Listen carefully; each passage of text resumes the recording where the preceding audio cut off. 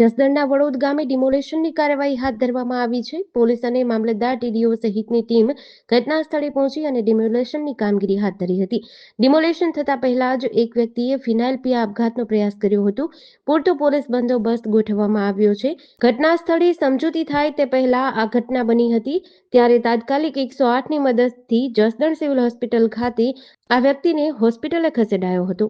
મારું નામ જિગ્નેશભાઈ જીવાભાઈ રાઠોડ, જે જસદણ તાલુકાના જે વડોદ ગામે જે ડૉક્ટર બાબા સાહેબરકરનું જે બોર્ડ મૂકવામાં આવ્યું હોય અને એના અનુસંધાને લઈને જે વડોદના જે સરપંચ અને મંત્રી દ્વારા જે આ રમેશભાઈ ચાવડાને જે અવારનવાર જે ફોન કરી અને કહેતા હોય કે આ બોર્ડ હટાવી લ્યો, અને જે આ બોર્ડ હટાવવા માટે જે પંચાયતમાંથી જે નોટિસ પણ મૂકવામાં આવ્યું હોય, પણ આ બોર્ડ હટશે નહીં. આત્મવિલોપનનો પ્રયાસ કોને કર્યો?